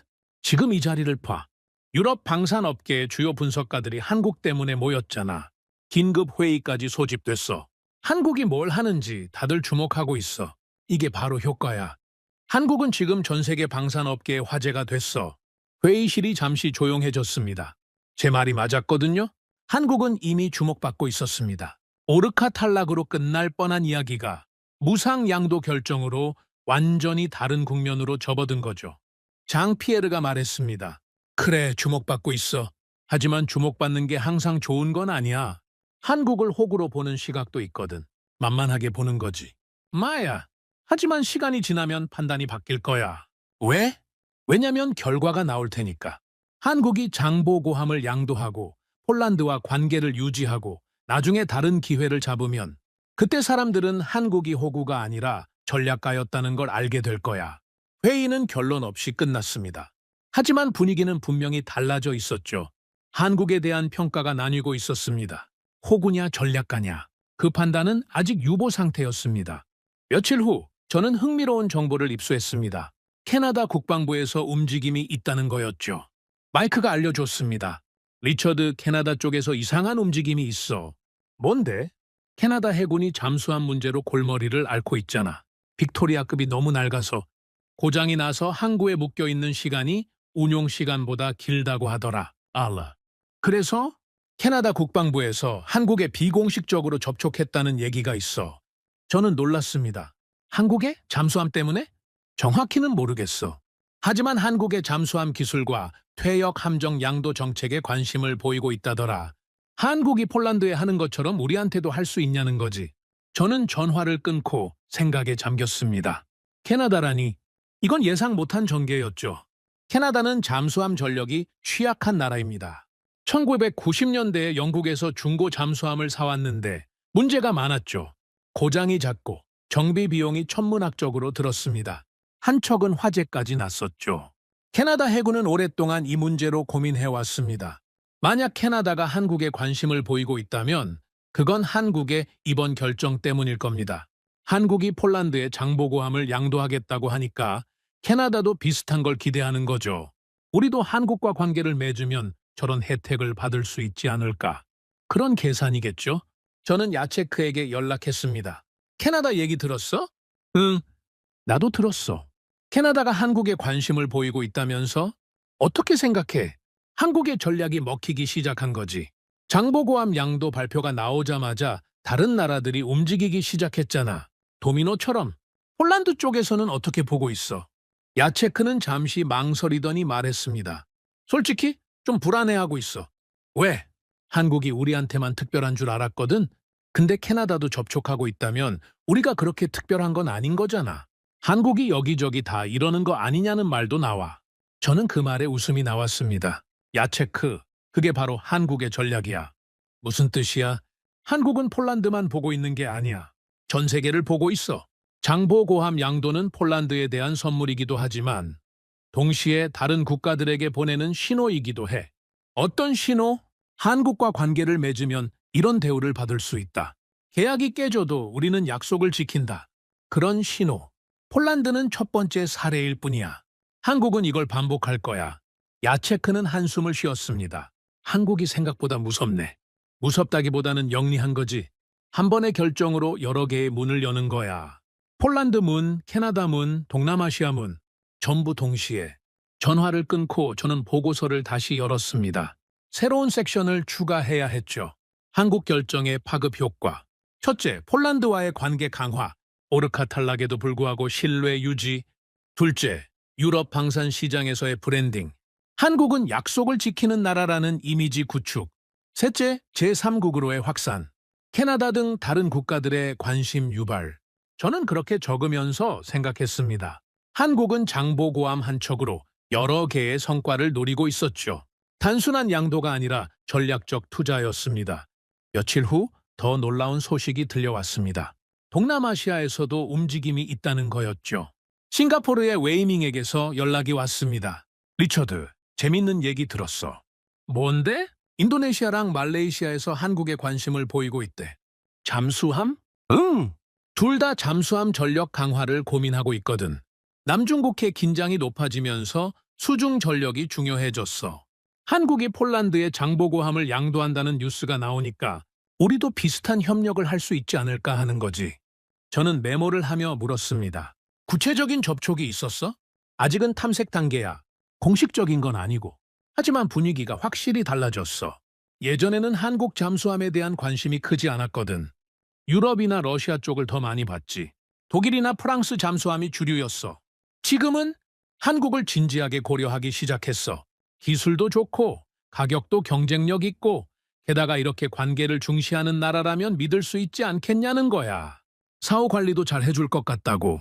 저는 전화를 끊고 창밖을 바라봤습니다. 한국의 결정이 파문을 일으키고 있었죠. 폴란드에서 시작된 이야기가 캐나다로 동남아시아로 퍼지고 있었습니다. 물결이 점점 커지고 있었죠. 저는 마크에게 전화했습니다. 마크, 상황이 빠르게 돌아가고 있어. 무슨 일이야? 캐나다, 인도네시아, 말레이시아 전부 한국에 관심을 보이고 있어. 진짜? 장보고함 때문에? 직접적으로는 아니야. 하지만 한국의 결정이 촉매 역할을 한 거지. 한국이 이런 나라라는 걸 보여줬으니까 다들 한국과 관계를 맺고 싶어 하는 거야. 한국 방산의 문이 열린 거지. 마크는 잠시 침묵했습니다. 그리고 말했죠. 리처드, 이거 생각보다 큰일이네. 응, 나도 그렇게 생각해. 처음에는 그냥 특이한 결정이라고 봤어. 근데 지금 보니까 이건 전략이야. 치밀하게 계산된 전략. 한국이 노린 거야? 모르겠어. 노렸을 수도 있고 예상 못한 보너스일 수도 있어. 하지만 결과적으로 한국은 엄청난 걸 얻고 있어. 저는 창밖을 바라보며 계속했습니다. 마크, 나는 28년간 이 바닥에서 일했어. 수십 개 국가의 방산 거래를 봤지. 그런데 이런 건 처음이야. 어떤 게? 한 번의 결정으로 이렇게 많은 문을 여는 거. 한국은 장보고함 한 척으로 전 세계의 주목을 받고 있어. 폴란드, 캐나다, 동남아시아, 유럽 방산업계 전체가 한국을 보고 있지. 퇴역함 한 척의 가치가 이렇게 클 줄 누가 알았겠어. 그게 좋은 거야? 글쎄, 주목받는 게 항상 좋은 건 아니야. 하지만 한국이 이 기회를 잘 활용하면 방산 시장의 판도가 바뀔 수도 있어. 한국이 신뢰라는 무기를 들고 나온 거야. 그건 다른 나라들이 쉽게 따라할 수 없는 무기거든. 저는 전화를 끊고 보고서를 마무리했습니다. 제목을 바꿨죠. 기존에는 한국의 방산 외교 전략 분석이었습니다. 새 제목은 이랬습니다. 게임 체인저 한국의 신뢰 전략. 보고서를 제출하고 저는 의자에 기대 앉았습니다. 피곤했지만 이상하게 흥분되어 있었죠. 28년간 이 일을 해오면서 이렇게 흥미로운 사례는 처음이었습니다. 한국은 계약이 깨진 상황에서 약속을 지켰습니다. 상식적으로는 바보 같은 결정이었죠. 그런데 그 바보 같은 결정이 전 세계의 주목을 받고 있었습니다. 그리고 그 주목은 새로운 기회로 이어지고 있었죠. 저는 창밖을 바라봤습니다. 런던의 하늘에 별이 떠 있었죠. 드문 일이었습니다. 보통은 구름에 가려서 별이 안 보이거든요. 한국이라는 나라가 점점 이해되기 시작했습니다. 그들은 눈앞의 이익보다 먼 미래를 보고 있었죠. 장보고함은 퇴역하는 낡은 배가 아니었습니다. 새로운 관계의 씨앗이었습니다. 그리고 그 씨앗은 이미 싹을 틔우고 있었죠. 캐나다에서, 인도네시아에서, 말레이시아에서. 저는 그날 밤 오랜만에 깊이 잠들었습니다. 꿈에서 저는 바다 위에 있었죠. 장보고함이 천천히 항해하고 있었습니다. 어디로 가는지는 몰랐지만 방향은 분명해 보였습니다. 앞으로, 계속 앞으로. 한국의 발표가 나온 지 한 달이 지났습니다. 저는 후속 동향을 추적하고 있었죠. 발표는 시작일 뿐이었습니다. 실제로 양도가 어떻게 진행되는지 그게 중요했습니다. 그런데 이상한 일이 벌어지기 시작했습니다. 한국에 대한 문의가 급증한 거였죠. 제가 속한 자문회사에 여러 국가에서 연락이 왔습니다. 한국 방산에 대해 분석해달라는 요청이었죠. 예전에는 한 달에 한두 건 정도였습니다. 그런데 지금은 일주일에 서너 건씩 들어오고 있었습니다. 마크가 말했습니다. 리처드, 한국 건 때문에 바빠지겠는데? 그러게. 갑자기 다들 한국에 관심을 갖기 시작했어. 어디서 연락이 와? 여기저기야. 캐나다는 이미 얘기했고 노르웨이에서도 왔어. 네덜란드, 호주, 뉴질랜드, 심지어 남미에서도 문의가 들어왔어. 마크는 놀란 표정을 지었습니다. 그렇게 많이? 전부 잠수함 때문에? 잠수함만은 아니야. 한국 방산 전반에 대한 관심이야. 한국이 어떤 나라인지, 거래하면 믿을 수 있는지. 그런 질문들이지. 저는 창밖을 바라보며 말했습니다. 장보고함 한 척이 이 모든 걸 촉발한 거야. 한국은 퇴역함 하나로 전 세계에 관심을 샀어. 며칠 후 저는 노르웨이 국방부 자문관과 통화했습니다. 에릭이라는 사람이었죠. 오래전부터 알고 지내던 사이였습니다. 에릭, 한국에 관심이 있다고? 응, 우리도 잠수함 현대화를 고민하고 있거든. 한국이 폴란드에 한 걸 보고 흥미가 생겼어. 어떤 점이? 가격 대비 성능이 좋다는 건 알고 있었어. 한국 잠수함이 유럽 제품 못지않다는 거. 하지만 그것만으로는 부족했지. 우리는 나토 동맹국이잖아. 유럽 제품을 쓰는 게 정치적으로 편해. 그런데 한국이 폴란드 건을 보고 생각이 바뀌었어. 한국은 단순히 무기를 파는 게 아니더라. 관계를 중시하는 나라야. 계약이 깨져도 약속을 지키는 나라고. 그런 파트너라면 고려해 볼 만하지 않겠어? 저는 메모를 하며 물었습니다. 구체적으로 뭘 알고 싶어? 한국의 사후 관리 체계. 무기를 사고 나서 정비나 부품 지원이 어떻게 되는지. 그리고 한국이 장기적으로 관계를 유지하는지. 폴란드 건처럼 말이야. 저는 통화를 마치고 생각에 잠겼습니다. 노르웨이까지 한국에 관심을 갖다니. 이건 예상 못한 전개였죠. 노르웨이는 전통적으로 독일이나 프랑스 쪽 무기를 선호했거든요. 그런 나라가 한국을 고려한다는 건 한국의 이미지가 확실히 바뀌고 있다는 뜻이었습니다. 다음 날 호주에서도 연락이 왔습니다. 시드니에 있는 방산 분석가 제임스였죠. 리처드, 한국 잠수함에 대해 물어볼 게 있어. 말해봐. 호주는 지금 잠수함 문제로 골머리를 앓고 있잖아. 프랑스랑 계약이 엎어지고 미국이랑 영국이랑 오커스 협정을 맺었지. 핵추진 잠수함을 도입하기로 했는데 시간이 너무 오래 걸려. 알아. 2040년대나 돼야 실전 배치가 가능하다면서? 마야. 그 사이에 뭘로 버티냐가 문제야. 콜린스급이 너무 낡았거든. 한국이 중간다리 역할을 할 수 있을 것 같아서. 중간다리? 핵추진 잠수함이 오기 전까지 한국 재래식 잠수함을 도입하는 거야. 한국 기술이면 우리 요구 사항을 맞출 수 있을 것 같거든. 저는 놀랐습니다. 호주가 한국 잠수함을 고려한다니. 호주는 방산에서 미국, 영국과 밀접하게 연결된 나라였죠. 한국이 끼어들 자리가 없다고 생각했습니다. 제임스, 진지하게 고려하는 거야? 아직 초기 단계야. 하지만 한국이 폴란드에 한 걸 보고 관심이 생겼어. 한국이 저렇게 관계를 중시하는 나라라면 우리한테도 좋은 파트너가 될 수 있지 않겠어? 저는 통화를 끊고 보고서를 업데이트했습니다. 한국에 관심을 보이는 국가 목록이 점점 길어지고 있었죠. 폴란드, 캐나다, 인도네시아, 말레이시아, 노르웨이, 호주, 그리고 계속 추가되고 있었습니다. 야체크에게 연락했습니다. 야체크, 폴란드 쪽 분위기 어때? 복잡해. 한국이 갑자기 인기 스타가 됐잖아. 우리가 특별한 줄 알았는데 다들 한국한테 줄 서고 있어. 질투하는 거야? 야체크는 웃었습니다. 질투라기보다는 당황하는 거지. 우리가 오르카에서 한국을 떨어뜨렸잖아. 그런데 한국이 오히려 이득을 보고 있어. 아이러니하지? 폴란드 입장에서는 어떻게 봐야 하는 거야? 글쎄, 일단은 좋은 거지. 한국이 우리한테 장보고함을 주겠다고 했으니까. 하지만 한국이 다른 나라들한테도 이러면 우리만의 특별한 관계는 아닌 거잖아. 저는 고개를 끄덕였습니다. 야체크의 말에 일리가 있었죠.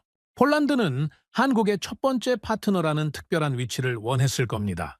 그런데 한국이 여기저기 손을 내밀면 그 특별함이 희석되는 거죠. 야체크, 하지만 다르게 볼 수도 있어. 어떻게? 폴란드가 첫 번째 사례잖아. 한국이 계약 없이 약속을 지킨 첫 번째 나라. 그건 역사에 남는 거야? 다른 나라들이 아무리 한국과 관계를 맺어도 폴란드가 첫 번째라는 사실은 변하지 않아. 야체크는 잠시 생각하더니 말했습니다. 그렇게 볼 수도 있겠네. 우리가 선례를 만든 거니까. 마야. 폴란드는 한국의 신뢰를 처음 받은 나라야. 그건 특별한 위치지. 앞으로 한국이 뭘 하든 폴란드는 그 시작점으로 기록될 거야.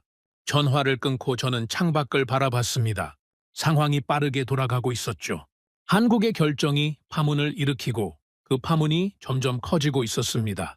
며칠 후 저는 국제 방산 컨퍼런스에 참석했습니다. 런던에서 열린 행사였죠. 세계 각국의 방산 전문가들이 모이는 자리였습니다. 쉬는 시간에 복도를 걷다가 익숙한 얼굴을 만났습니다. 일본에서 온 분석가 다나카였죠. 도쿄의 방산연구소에서 일하는 사람이었습니다. 다나카, 오랜만이네? 리처드, 반갑네. 한국 건 때문에 바쁘지? 어떻게 알았어? 다나카는 웃었습니다. 다들 알아. 지금 업계에서 제일 핫한 주제잖아. 한국이 폴란드에 뭘 했는지. 일본에서는 어떻게 보고 있어? 다나카의 표정이 묘하게 변했습니다. 복잡한 감정이 섞인 표정이었죠. 솔직히 불편해하는 사람들이 많아. 왜? 한국이 갑자기 치고 나가고 있잖아. 예전에는 일본이 아시아 방산의 선두주자였어. 그런데 지금은 한국이 그 자리를 위협하고 있어. 폴란드 건을 보고 위기감을 느끼는 사람들이 있어. 일본도 따라 할 수 있잖아. 퇴역 함정 양도 같은 거. 다나카는 고개를 저었습니다. 쉽지 않아. 일본은 무기 수출에 제약이 많거든. 정치적으로도 민감하고. 한국처럼 유연하게 움직일 수가 없어. 저는 그 말에 주목했습니다. 그럼 한국의 강점이 유연성이라는 거네? 마야. 한국은 결정이 빨라. 그리고 일단 결정하면 밀어붙여. 일본은 그렇게 못해. 합의하고 조율하고 검토하는데 시간이 너무 오래 걸려. 그 사이에 한국은 이미 달리고 있지. 컨퍼런스가 끝나고 저는 호텔로 돌아왔습니다. 방에 앉아 오늘 들은 이야기들을 정리했죠. 노르웨이, 호주, 일본. 전부 한국을 보고 있었습니다. 각자의 이유로, 각자의 관점에서.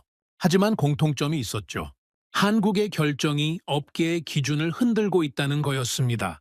저는 마크에게 전화했습니다. 마크, 오늘 컨퍼런스에서 재미있는 얘기 많이 들었어. 뭔데? 한국에 대한 관심이 예상보다 훨씬 커. 유럽뿐만 아니라 아시아, 오세아니아까지. 전부 한국을 보고 있어. 좋은 거 아니야? 한국 입장에서는 좋지. 하지만 기존 강자들 입장에서는 위협이야. 독일, 프랑스, 일본. 이 나라들이 긴장하고 있어. 저는 창밖을 바라보며 말했습니다. 마크, 나는 28년간 이 바닥을 봐왔어. 방산 시장의 판도가 이렇게 빨리 변하는 건 처음 봐. 한국 때문에? 응? 한국이 새로운 규칙을 만들고 있어. 예전에는 가격과 기술이 전부였어. 누가 더 싸게, 누가 더 좋은 무기를 주느냐. 그게 경쟁이었지. 지금은 신뢰가 추가됐어. 한국은 신뢰를 무기로 들고 나왔어. 계약이 깨져도 약속을 지키는 나라. 그런 이미지를 만든 거야. 다른 나라들은 이걸 따라하기 힘들어. 마크는 잠시 침묵했습니다. 그리고 물었죠. 리처드, 너는 한국을 어떻게 평가해? 저는 그 질문에 잠시 생각했습니다.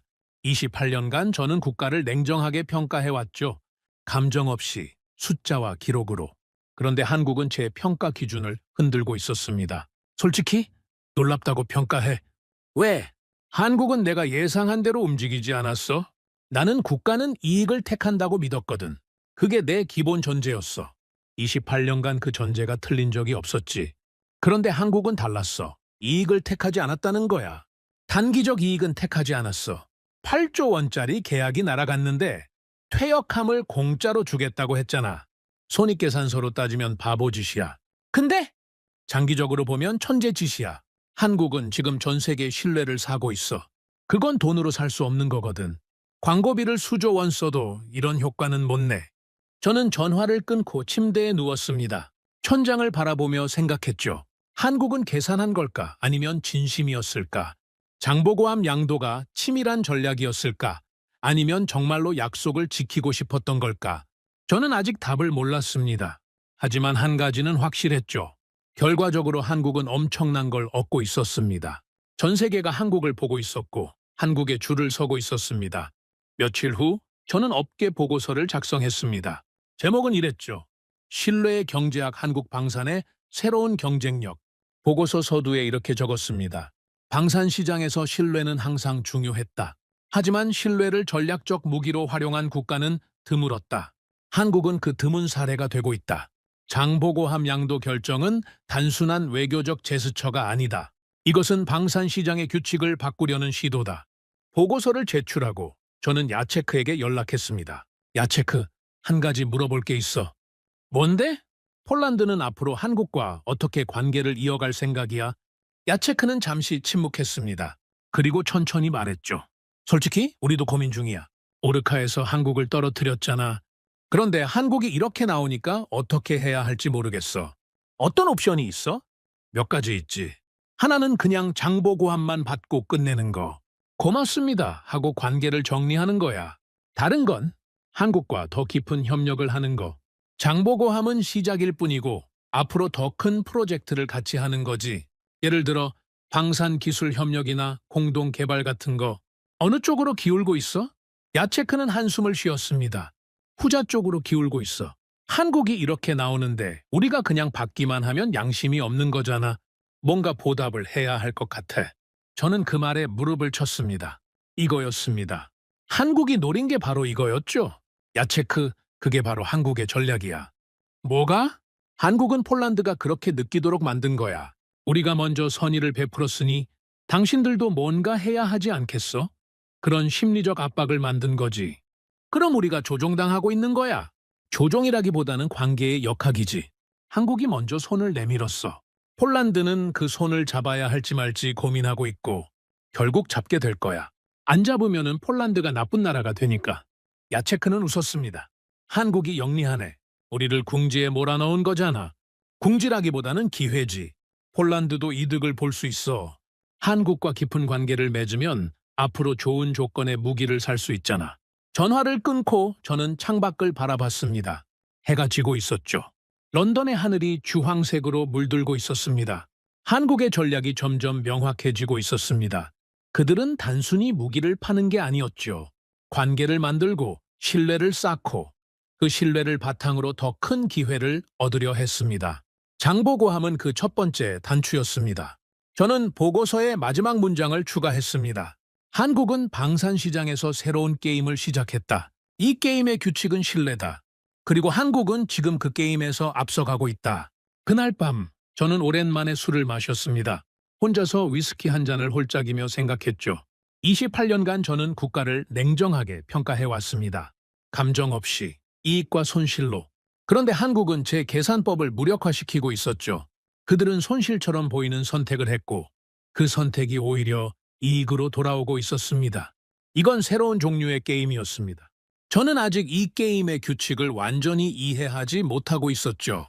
하지만 한 가지는 알겠습니다. 한국은 이 게임을 잘하고 있었습니다. 아주 잘. 저는 잔을 비우고 창밖을 바라봤습니다. 런던의 밤하늘에 달이 떠 있었죠. 둥근 보름달이었습니다. 어딘가에서 장보고함도 같은 달을 보고 있겠죠. 아직 한국에 있을 겁니다. 하지만 곧 바다를 건너 폴란드로 갈 겁니다. 30년간 한국 바다를 지킨 배가 이제는 새로운 임무를 위해 유럽으로 향할 겁니다. 저는 그 장면을 상상했습니다.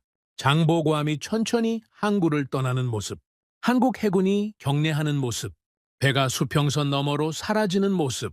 그건 단순한 퇴역이 아니었습니다. 새로운 시작이었죠.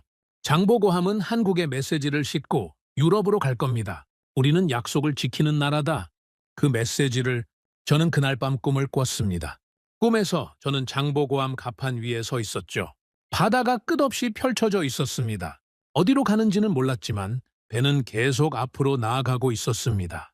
그리고 이상하게도 저는 그 배가 목적지에 도착할 거라고 확신하고 있었습니다. 저는 평소처럼 업계 동향을 모니터링하고 있었죠. 그런데 이상한 변화가 감지되기 시작했습니다. 방산 시장의 분위기가 달라지고 있었습니다. 예전에는 회의에서 나오는 질문이 뻔했습니다. 가격이 얼마냐? 성능이 어떠냐? 납기를 맞출 수 있냐? 그런 질문들이었죠. 숫자와 스펙에 관한 것들이었습니다. 그런데 요즘은 질문이 달라졌습니다. 계약이 깨지면 어떻게 하실 건가요? 저는 처음 이 질문을 들었을 때 귀를 의심했습니다. 국제방산 박람회에서였죠. 한 동남아시아 국가의 국방부 관계자가 유럽 방산업체 담당자에게 물었습니다. 만약 우리가 다른 업체를 선정하면 지금까지 협의한 내용은 어떻게 되나요? 그래도 협력 관계를 유지할 수 있나요? 유럽 업체 담당자는 당황한 표정을 지었습니다. 예상치 못한 질문이었던 거죠. 그건 계약이 성사되면 논의할 수 있는 부분입니다. 아니요, 계약이 안 됐을 때를 묻는 겁니다. 한국처럼 할 수 있나요? 그 순간 저는 깨달았습니다. 한국이 기준이 되고 있었습니다. 구매자들이 한국을 기준으로 다른 공급자를 평가하기 시작한 거죠. 저는 마크에게 전화했습니다. 마크, 시장이 변하고 있어. 어떻게? 질문이 달라졌어. 예전에는 가격이랑 성능만 물었거든. 지금은 관계를 물어. 계약이 깨져도 어떻게 할 거냐고. 한국 때문에? 응. 한국이 새로운 기준을 만든 거야. 구매자들이 이제 그 기준으로 모든 공급자를 평가해. 마크는 잠시 침묵했습니다. 그거 좋은 거야? 나쁜 거야? 입장에 따라 다르지. 한국한테는 좋은 거야. 자기들이 만든 기준이니까 유리할 수밖에 없지. 근데 다른 공급자들한테는 나쁜 거야. 한국을 따라잡아야 하니까. 며칠 후 저는 더 흥미로운 소식을 들었습니다. 일부 국가들이 한국을 따라하기 시작했다는 거였죠. 클라우스에게서 연락이 왔습니다. 리처드, 재밌는 얘기 들었어. 뭔데? 독일 쪽에서 움직임이 있어. 한국처럼 퇴역 함정 양도를 검토하고 있대. 독일이? 진짜? 한국이 폴란드에 한 거 보고 자극받은 거지. 우리도 저렇게 할 수 있지 않냐는 얘기가 나오고 있어. 저는 놀랐습니다. 독일은 규정과 절차에 엄격한 나라였죠. 무기 수출에 제약이 많았습니다. 그런 독일이 한국을 따라하려 한다니. 구체적으로 어떤 계획이야? 아직 초기 단계야. 퇴역 예정인 프리기탐을 동맹국에 양도하는 방안을 검토 중이래. 한국처럼 관계 구축 도구로 쓰려는 거지. 성사될 것 같아? 클라우스는 한숨을 쉬었습니다. 쉽지 않을 거야. 독일은 의사 결정이 느려 연방의회 승인도 받아야 하고 여론도 신경 써야 해. 한국처럼 빠르게 움직일 수가 없어. 그럼 한국을 따라잡기 힘들겠네. 그렇지. 한국의 강점은 속도야. 결정하면 바로 실행하거든. 우리는 그게 안 돼. 저는 전화를 끊고 생각에 잠겼습니다. 독일뿐만이 아니었습니다. 프랑스에서도 비슷한 움직임이 있다고 들었죠. 일본도 검토 중이라고 했습니다. 한국이 새로운 트렌드를 만든 거였습니다. 퇴역 함정을 외교 도구로 활용하는 방식. 그걸 다른 나라들이 따라하기 시작한 거죠. 하지만 저는 한 가지를 확신하고 있었습니다. 따라하는 건 쉽지 않을 거라고. 며칠 후 저는 업계 세미나에서 발표를 했습니다. 주제는 한국 방산의 새로운 전략이었죠. 청중은 유럽 각국의 방산 전문가들이었습니다. 발표 후 질의응답 시간이 있었습니다. 한 프랑스 분석가가 손을 들었죠. 하트먼 씨, 한국의 전략을 다른 나라들이 따라할 수 있다고 보십니까? 저는 잠시 생각했습니다. 그리고 솔직하게 대답했죠. 형식은 따라할 수 있습니다. 퇴역 함정을 양도하는 건 어렵지 않죠. 하지만 본질은 따라하기 어렵습니다. 본질이라면 한국이 한 건 단순히 배를 준 게 아닙니다. 계약이 깨진 상황에서 약속을 지킨 겁니다. 그건 정치적으로 큰 리스크를 감수한 거예요. 한국 내부에서 호구 논란이 있었잖아요. 여론이 폭발했죠. 그런데도 밀어붙였습니다. 저는 청중을 둘러보며 말했습니다. 다른 나라들이 그렇게 할 수 있을까요? 자국 여론이 반대하는데도 외국의 무기를 공짜로 주겠다고 밀어붙일 수 있을까요? 정치적 자살 행위처럼 보이는 결정을 내릴 수 있을까요? 회의장이 조용해졌습니다. 모두들 생각에 잠긴 표정이었죠. 한국의 강점은 기술이 아닙니다. 결단력입니다. 옳다고 믿으면 밀어붙이는 힘이죠. 그건 시스템이 아니라 문화입니다. 복사할 수 없어요. 발표가 끝나고 여러 사람이 다가왔습니다. 명함을 교환하고 추가 질문을 했죠. 한국에 대한 관심이 뜨거웠습니다. 그중에 독일 국방부 자문관이 있었습니다. 하인리히라는 사람이었죠. 하트먼 씨, 솔직히 말씀해 주세요. 독일이 한국을 따라잡을 수 있을까요? 저는 커피를 홀짝이며 대답했습니다. 솔직히요, 어렵다고 봅니다. 왜요? 독일은 훌륭한 기술을 가지고 있어요. 세계 최고 수준이죠. 하지만 유연성이 부족해요. 결정이 느리고 예외를 인정하지 않죠. 한국은 달라요. 상황에 따라 유연하게 움직여요. 그게 차이입니다. 그 차이를 좁힐 방법은 없을까요? 저는 잠시 생각했습니다. 있긴 해요. 하지만 시간이 오래 걸릴 겁니다.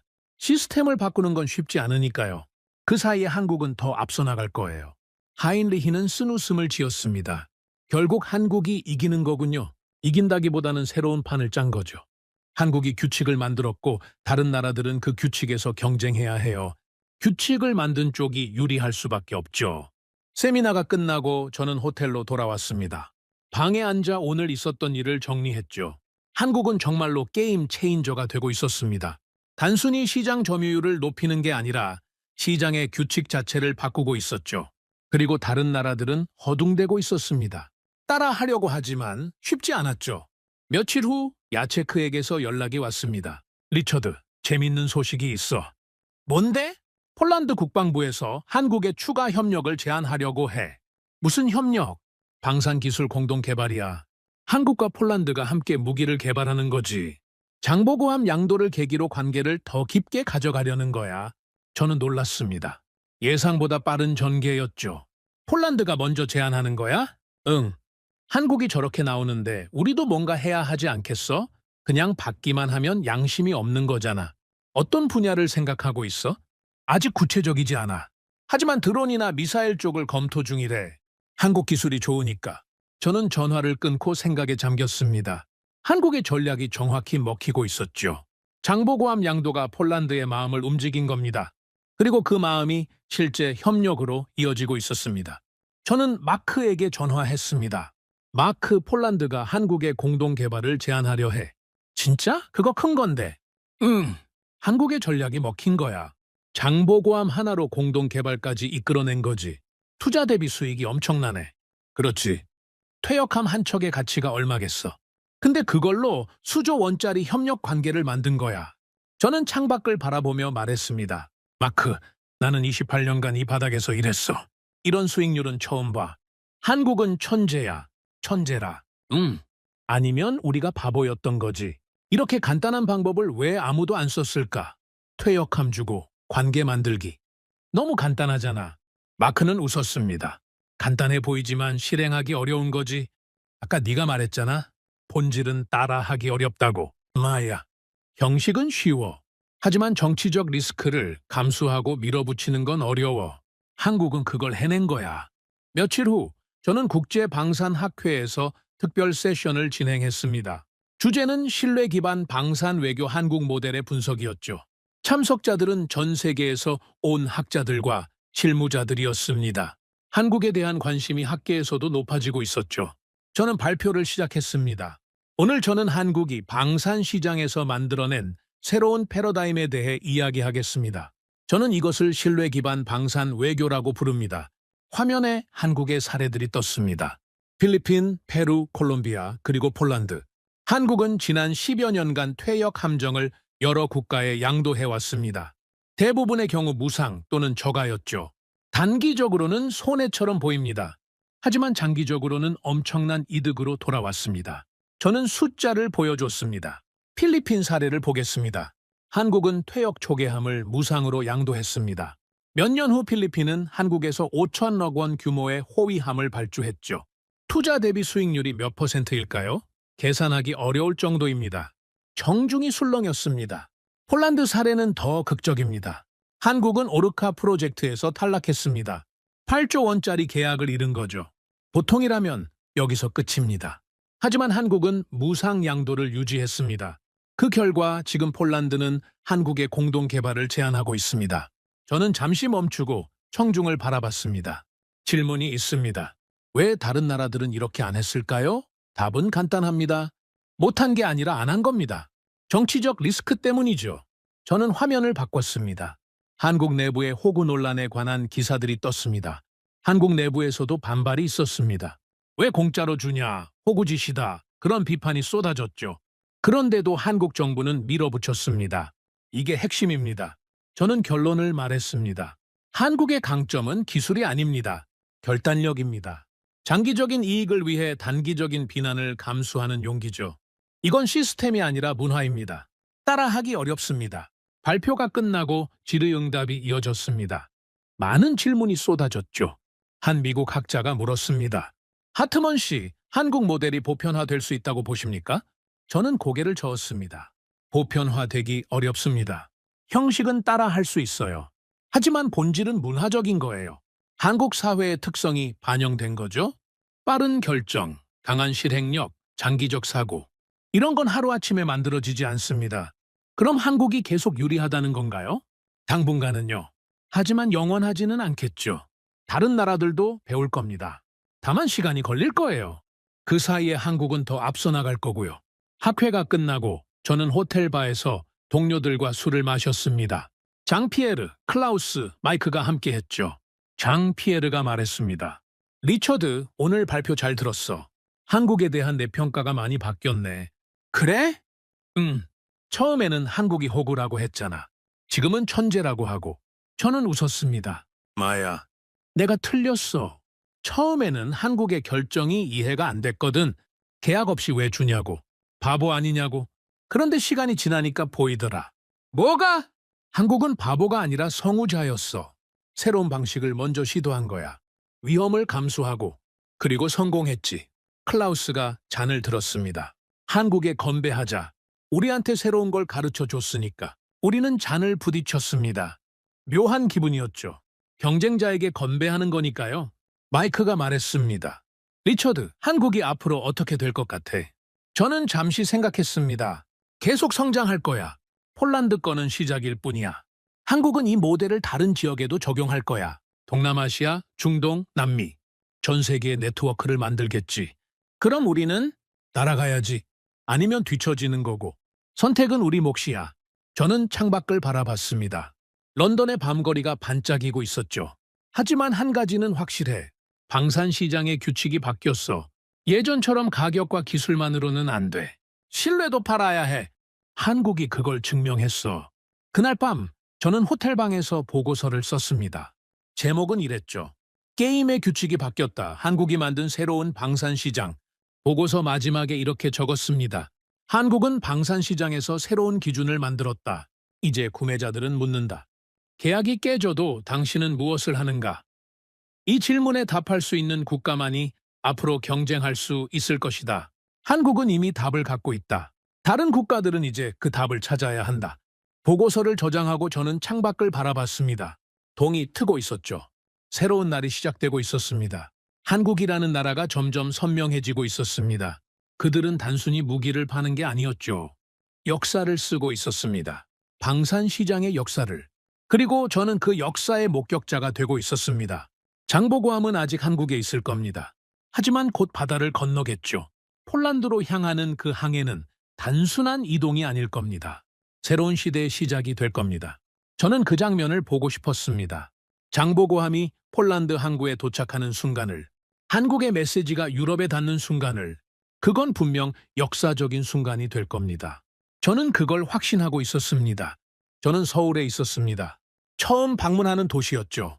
한국국방연구원의 초청으로 세미나에 참석하게 됐습니다. 주제는 국제방산협력의 미래였습니다. 비행기에서 내려 공항을 빠져나오는데 묘한 기분이 들었습니다. 지난 반년간 한국에 대해 그렇게 많이 분석하고 글을 썼는데 정작 이 나라에 와본 건 처음이었거든요. 화면 속 숫자와 기사로만 봤던 나라가 눈앞에 펼쳐져 있었습니다. 서울은 생각보다 바빴습니다. 사람들이 빠르게 움직였죠. 거리는 깔끔했고 모든 게 효율적으로 돌아가는 느낌이었습니다. 저는 택시 창밖을 바라보며 생각했습니다. 이 나라가 장보고함을 폴란드에 보내기로 결정한 나라구나. 계약이 깨져도 약속을 지킨 나라구나. 세미나는 이틀간 진행됐습니다. 세계 각국의 방산 전문가들이 모였죠. 발표도 하고 토론도 했습니다. 한국 측 참석자들은 인상적이었습니다. 젊고 열정적이었죠. 질문도 날카로웠고 토론도 활발했습니다. 세미나 둘째 날 저녁, 저는 특별한 초대를 받았습니다. 한국 해군 관계자가 저를 찾아왔죠. 하트먼 박사님, 내일 시간이 되시면 보여드리고 싶은 게 있습니다. 뭔데요?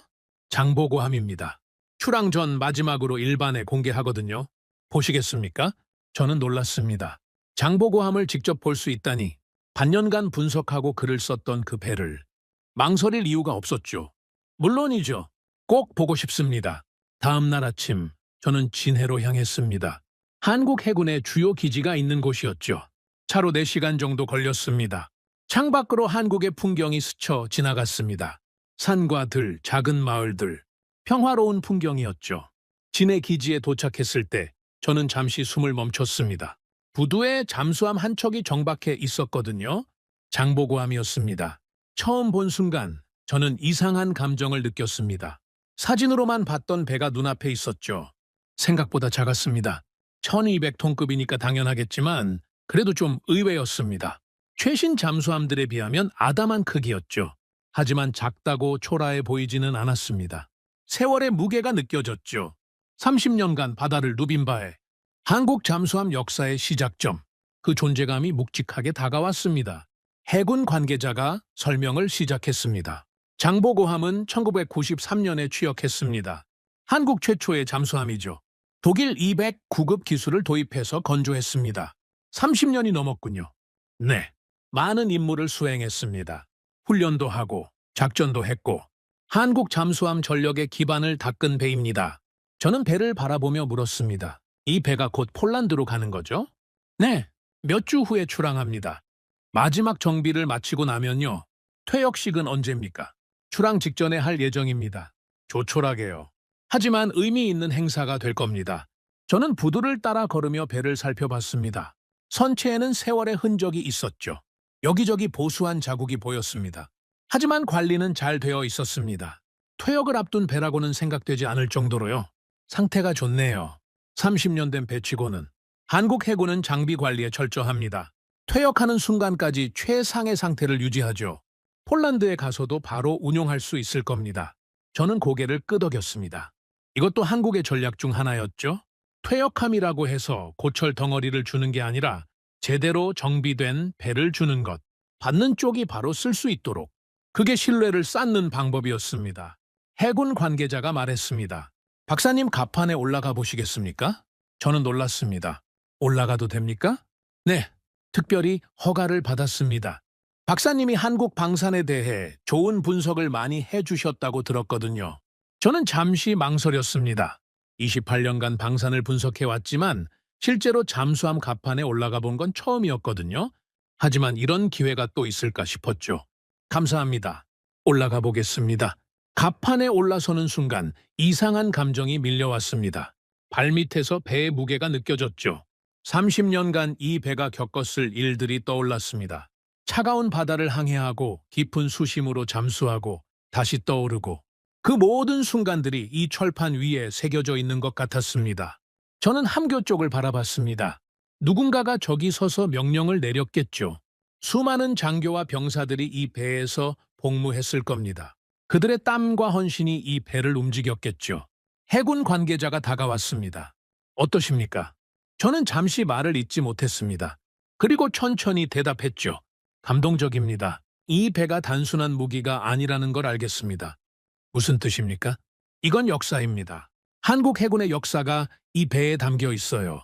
그걸 폴란드에 보낸다는 건 단순한 양도가 아니네요. 해군 관계자는 미소를 지었습니다. 박사님이 이해해 주셔서 기쁩니다. 저희도 쉬운 결정이 아니었습니다. 장보고함은 한국 해군의 자부심이거든요. 처음에는 반대하는 목소리도 있었습니다.